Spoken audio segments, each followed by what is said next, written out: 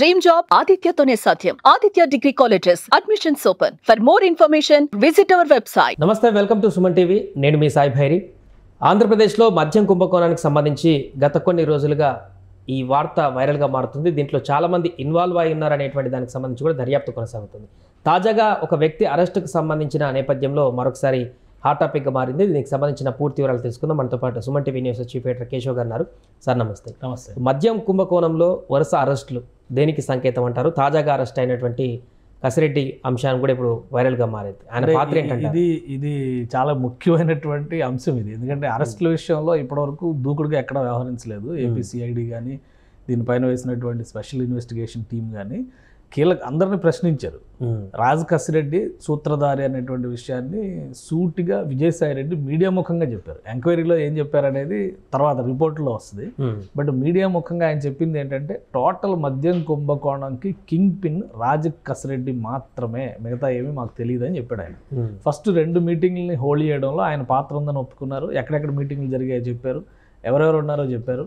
అలాగే వాళ్ళకు కొంత డబ్బు అరేంజ్మెంట్ చేయాలంటే నేను అప్పు ఇప్పించాననే విషయం కూడా ఆయన చెప్పారు. ఇప్పుడు ఫైనల్గా రాజ్ కసిరెడ్డిని పట్టుకుంటేనే విషయం బయటకు వస్తుందని విజయసాయి రెడ్డి చెప్పారు. అది రీచ్ అయింది ఏపీసీఐడి. అనూహ్యంగా ఎవరో అంచనా కూడా వేయలేదు, ఆయన ఎక్కడ ఉన్నారో కూడా తెలియదు. నిన్న మధ్యాహ్నానికి ఒక ఆడియో రిలీజ్ అయింది.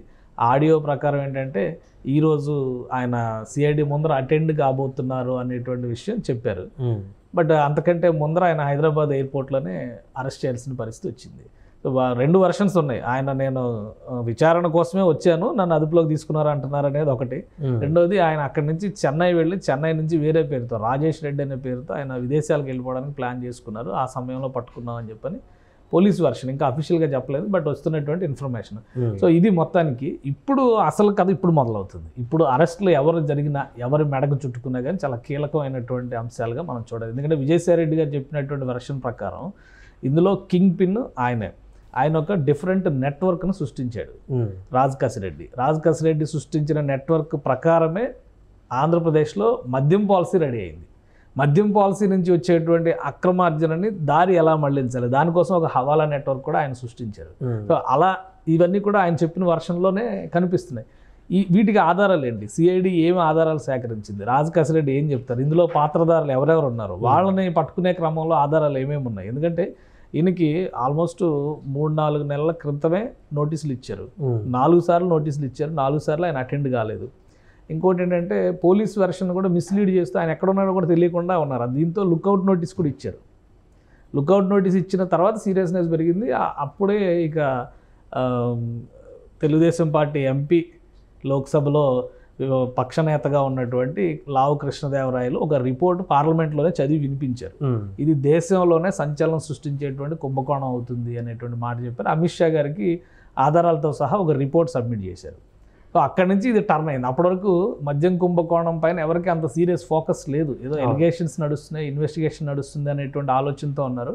ఇప్పుడు కసిరెడ్డి రాజ్ అరెస్ట్ అనేది ఒక మలుపు కింద మనం చూడాల్సి ఉంటుంది. బట్ అంటే దీని వెనక రాజకీయ ఉన్నటువంటి నేతలు ఎవరైనా ఉన్నారా అనేది కూడా చాలా మందికి ప్రశ్న.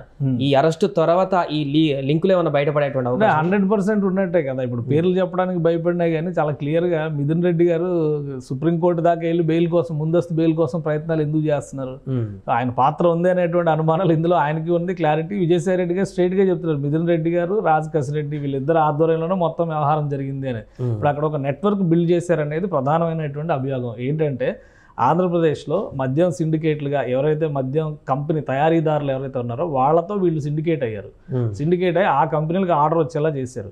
ఆ కంపెనీలు అమ్మేటువంటి మొత్తంలో వీళ్ళ మార్జిన్ 150 రూపాయల నుంచి 450 రూపాయల వరకు వీళ్ళ మార్జిన్ వీళ్ళు పెట్టుకున్నారు. ఇవన్నీ వసూలు చేయడానికి ఒక రిప్రజెంటేటివ్ నియమించారు. అతని కింద మళ్ళీ కొంతమంది ఫాలోవర్స్ ఉంటారు. ఒక్కొక్క కంపెనీకి ఒక పర్సన్ అలాట్ చేశారు. ఆ అలాట్ చేసినటువంటి పర్సన్స్ ఆ కంపెనీతో ట్రాన్సాక్షన్లో ఉండి సేల్ అయ్యేటువంటి మద్యం లేదా అక్కడి నుంచి డెలివరీ అయ్యేటువంటి మద్యం బాటిల్ సైజును బట్టి ఎంత వాల్యూమ్ ఆఫ్ మనీ వస్తుంది, అది ఓన్లీ క్యాష్ ట్రాన్సాక్షనే, అది వాళ్ళు తీసుకున్నారు. మళ్ళీ ఒక నెట్వర్క్ని రాజ్ కసిరెడ్డి ఆధ్వర్యంలో ఒక కొరియర్ల వ్యవస్థను ఏర్పాటు చేశారు అంటున్నారు. ఈ కొరియర్ సిస్టమ్ అంతా కూడా కింద మళ్ళీ ఒక 3-4 టీములు పెట్టుకొని ఒక్కొక్క కంపెనీని ఒకరిని ఫాలోఅప్ చేయడం, వచ్చిన క్యాష్ని వీళ్ళు పూల్ చేయడం, వీళ్ళంతా కలిసి ఒక దగ్గరికి చేర్చడం.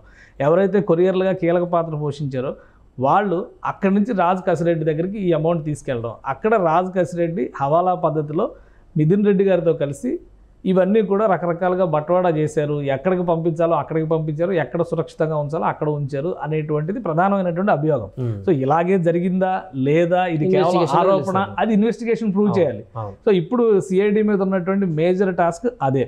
అందుకనే విజయసాయి రెడ్డి గారు ఫస్ట్ నుంచి ఏం చెప్తున్నారంటే, నేను కేవలం ఫెసిలిటేటర్ను మాత్రమే, దిగువ స్థాయిలో ఏం జరిగిందనేది, నెక్స్ట్ లెవెల్లో ఏం జరిగిందనేది రాజ్ కసిరెడ్డి నుంచి మాత్రమే తెలుసుకోగలరు.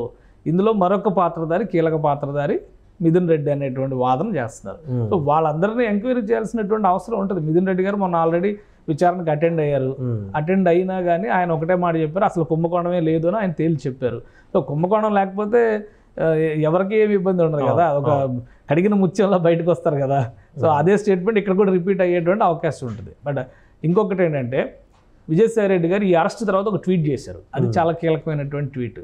ఆయన ఏమన్నారు అందులో, ఇప్పటికీ మద్యం కుంభకోణంలో దొరికిన దొంగలు, దొరకని దొంగలు నన్ను టార్గెట్ చేయడానికి 100 కారణాలు ఉండొచ్చు, కానీ ఇప్పుడు వాళ్ళని బట్టలు ఓడదీసింది సగం మాత్రమే, మిగతావి కూడా ఓడదీయడానికి పూర్తి స్థాయిలో సహకరిస్తానన్నారు. అంటే ఆయనకి ఏదో పక్క క్లారిటీ ఉంది కాబట్టి అంత స్పష్టంగా ఆయన ఫైట్ చేస్తున్నట్టుగా కనిపిస్తుంది. ఇప్పుడు మొన్నటి వరకు ఆయన ఎలా వ్యవహరించారనేది పక్కన పెడితే, ఈ యాక్టివిటీలో పూర్తిగా గవర్నమెంట్కి లేదా పోలీస్ సిస్టమ్కి, సిఐడికి కోఆపరేట్ చేస్తున్నట్టుగానే ఆయన వర్షన్ ఉంది.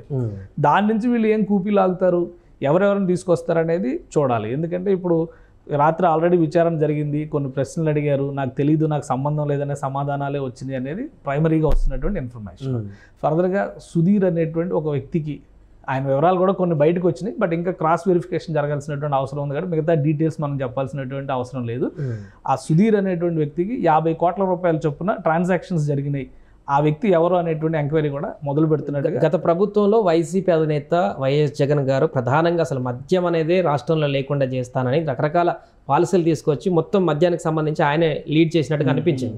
అలాంటిది ఇప్పుడు ఇలాంటి ఆరోపణలు వచ్చినప్పుడు సందర్భంలో ఆయనకు చిక్కులు వచ్చేటువంటి అవకాశం లేదా? అంటే జగన్మోహన్ రెడ్డి గారు ఒకటే పాలసీ తెచ్చారు, రకరకాల పాలసీలు ఏంది అలా ఒకటే పాలసీ. ఆయన పెట్టిన పాలసీ ఒకటి ఏంటంటే, మద్యాన్ని ఎవరికి అందనంత ధరల్లో అమ్మితే ఎవరో కొనకపోవచ్చు, ఎవరో తాగకపోవచ్చు అని ఒక ఏమంటారంటే ఒక మిత్ ఆయన సృష్టించారు. ఒక కాల్పనికమైనటువంటి అంశం అనమాట. అంటే మీకు దొరకకపోతే మీరు మానేస్తారా అనేది ఇక్కడ ప్రశ్న. ఆ క్రమంలో ఏంటంటే 150 రూపాయలకి, 70 రూపాయలకి, 50 రూపాయలకి దొరికి అప్పటి వరకు ఉన్నటువంటి మద్యం ఏకంగా 400, 500, 600 వెళ్ళిపోయినాయి.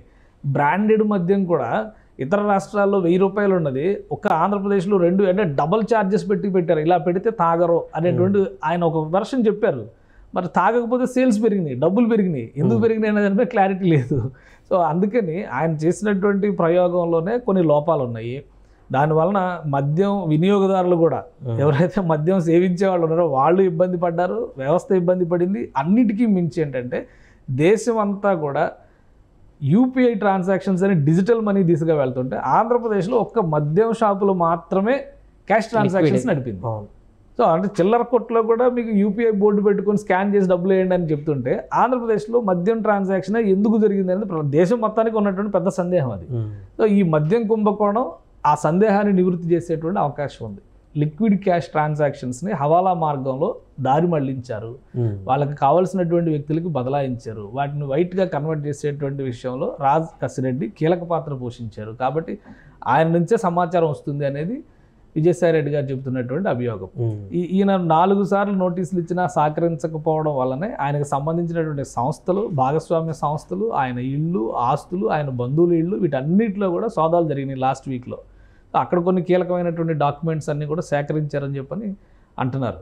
సో అందులో ఆధారాలు ఏమున్నాయి, ఇప్పుడు రేపు అవన్నీ ఆయన క్రాస్ చెక్ చేస్తారు. ఆయన ముందర పెట్టి ఈ ఆధారం ఏంటి, ఈ ట్రాన్సాక్షన్ ఎందుకు జరిగింది, ఈ డబ్బు ఎందుకు వెళ్ళింది, దీని కోడింగ్ ఏంటి, ఇవన్నీ అడుగుతారు. అలాగే ఎవరెవరితో ట్రాన్సాక్షన్స్ జరిగినాయి అనేటువంటి వాటి మీద కూడా ఆధారాలు తీస్తారు. వీటన్నిటిని ఆయన క్లీనప్ చేసుకోవడానికి చాలా టైం పట్టొచ్చు, కేసు తేలటానికి కొంత టైం పట్టొచ్చు. కానీ ఒక కింగ్ పిన్ అనే ఇప్పటివరకు ఎవరినైతే నమ్ముతా ఉన్నారో ఆ పర్సన్ పోలీస్ చేతుల్లోకి వెళ్ళడం అనేది ఖచ్చితంగా దీనిలో వాస్తవాలు బయటికి రావడానికి ఉపయోగపడుతుంది. రాజు కసిరెడ్డి అరెస్ట్ అనేది కీలక మలుపని చెప్పుకోవచ్చా ఈ కేసులో? అండ్ ఇంకేమైనా అరెస్ట్ చూడొచ్చు? 100% ఇది చాలా కీలకమైనటువంటి మలుపు. ఇంకా ప్రధానమైనటువంటి వ్యక్తులు ఆయన వెనక ఎవరున్నారనేది ఇప్పుడు బయటకు వస్తుంది. ఎందుకంటే ఆయన ఎవరి అండదండలతో అంత యాక్టివిటీ నిర్వహించగలిగారు. చివరికి సీఎంఓలో ఉన్నటువంటి ఒక ఐఏఎస్ ఆఫీసర్ కూడా ముఖ్య పాత్ర పోషించారు అని విజయసాయి రెడ్డి గారు ప్రెస్ మీట్లో ఒక మాట చెప్పారు. ధనంజయ రెడ్డి గారు ఉన్నారా అని అడిగారు. ఒక ఐఏఎస్ ఆఫీసర్ ఆయన ఉన్నారా అని అడిగారు. అప్పుడు నాకు గుర్తు లేదంటే ఆయన హింట్ ఇచ్చినట్టే కదా. అంటే కొంతమంది ఆఫీసర్స్ ఇన్వాల్వ్ అయ్యారు, సిఎంఓ ఇన్వాల్వ్ అయ్యింది. డైరెక్ట్గా సీఎం ఇన్వాల్వ్ అయ్యారని ఆయన కూడా అంటలేదు, మనం కూడా అది చెప్పట్లేదు. సో సిఎంఓ నుంచి కొన్ని డైరెక్షన్స్ మేరకు ఇతను కసిరెడ్డి రాజ్ పెట్టినటువంటి ఒక నెట్వర్క్ ఇందులో ఇన్వాల్వ్ అయ్యి పనిచేసింది. సో ఈ నెట్వర్క్ అంతిమ లక్ష్యం ఏంటంటే వీలైనంత వరకు డబ్బు సంపాదించుకోవడం. ఆ డబ్బు వీళ్ళు చెప్తున్నటువంటి లెక్క ప్రకారం కొన్ని కంపెనీల నుంచి నెలకి 60 కోట్ల రూపాయల నుంచి 60 కోట్ల రూపాయల వరకు ఒక్కొక్క కంపెనీ నుంచి ట్రాన్సాక్షన్ జరిగింది అన్నారు. 4 ఏళ్ల 2 నెలల కాలంలో దాదాపుగా 3,000 కోట్ల రూపాయలు చేతులు మారినాయి అని చెప్తున్నారు. సో వీటి ఆధారాలు ఏంటి, ఎక్కడెక్కడ జరిగింది, ఈ ట్రాన్సాక్షన్ సంబంధించినటువంటి ఆనుపానులు ఇవన్నీ ఇప్పుడు బయటకు వస్తాయి. రాజ్ కసిరెడ్డి దొరికారు కాబట్టి ఇప్పుడు బయటకు వస్తాయి. ఆయన దొరక్కపోతే చాలామందికి ఒక భయం మొదలైంది. ఇందులో కీలక పాత్ర పోషించినటువంటి వాళ్ళు, అందులో కొంతమంది ఓఎస్డీలు ఉన్నారు, కొంతమంది పిఏలు ఉన్నారు. డైరెక్ట్గా ట్రాన్సాక్షన్స్ ఎవరైతే చేశారో, ఎందుకంటే ఎక్కువ శాతం క్యాష్ ట్రాన్సాక్షన్స్ జరిగినాయి కాబట్టి నగదు రవాణా చేసినటువంటి వ్యక్తులు కూడా ఇందులో కీలక పాత్ర, అత్యంత విశ్వసనీయ వ్యక్తులు అయితేనే వాళ్ళ చేతికి అవి ఇచ్చేటువంటి అవకాశం ఉంటుంది. సో ఏం జరిగింది అనేది ఇప్పుడు అసలు కథ బయటకు రావడానికి అవకాశం ఉంటుంది. Right sir. అది ప్రస్తుతం ఆంధ్రప్రదేశ్లో మద్యం కుంభకోణానికి సంబంధించి రాజు కసిరెడ్డిని అదుపులోకి తీసుకునేటువంటి సందర్భంలో ఈ కేసు ఒక కీలక మలుపు దిశగా మారబోతుంది అనేటువంటి ఒక అంచనాలు అయితే వ్యక్తమవుతున్నాయి. ఈయన ఇంటరాగేషన్ చేసిన తర్వాత ఇంకెవరే పేర్లు బయటకు వస్తాయి, ఇంకెవరిని అరెస్ట్ చేస్తారనేది చూడాలి. సుమన్ టీవీలో మీ పర్సనల్ అండ్ బిజినెస్ ప్రమోషన్స్ కోసం కింది నెంబర్కి కాంటాక్ట్ చేయండి.